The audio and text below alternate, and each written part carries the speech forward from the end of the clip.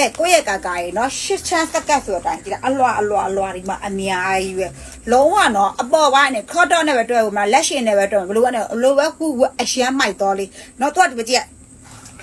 နော်ခါရဲ့ဘေးမှာကြည့်ညော့ကလေးပါတယ်အကျောင်းအရှော့မှာအရင်ကြီးစိတ်ပူနေမှာဆိုတခါလဲပြောပြကြနော်ခံမန်းချိန်လေးပြောထားပြီးမယ်ခံမန်းဆိုလို့ရှိရင်ခါဆိုင်က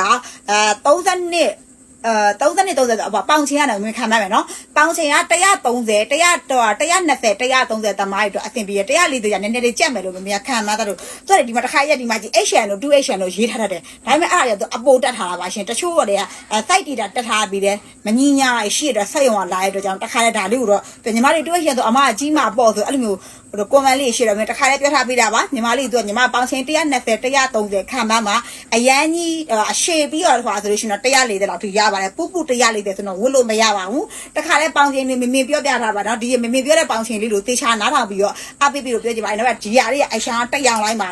နက်ပြာရောင်တက်ရောင်လိုက်ပါရှင်တစ်ထည့်ကို4500နဲ့အနည်းဆုံး300နဲ့ပြစယူလို့ရပါတော့တချို့ကခန်းဝချင်တယ်မမရတော့လဲနှစ်ထည့်သမိုင်းတော့လဲလုပ်ပေးထားပါပဲချစ်ချမ်းဆက်ပြနက်ပြတက်ရောင်အသားခဏမျိုးဘာသားလဲဆိုတော့သူကဂျင်းချီသားလို့ဂျင်းသားပုံစံလေးအသားအရန်ကောင်းတယ်သူကဒီချီသားစစ်ကိုမှတေချာဦးမှဂျင်းရောထားပုံစံတဲ့လေရေလျှော်လိုက်လေဒီအသားလေးဒီမှာရွဲသွားခြင်းဆွဲသွားခြင်းမရှိဘူးနှစ်ရှည်ကြာဝလို့ရတယ်တချို့ဆိုလို့ရှိရင်ចောင်းနေပါဆိုရင်နက်ပြရောင်သုံးတယ်ចောင်းသုံးဆက်ကပ်ဖြစ်လဲအသုံးပြုလို့ရတယ်တခါလဲတော့မင်းကသုံးခုကောင်းမဲ့ဟာလေးတေချာလဲညှို့ပေးထားပါတယ်ကဲအော်ဒါတင်လိုက်တော့နော်ကိုယ့်ရဲ့ကာကာတို့ရေ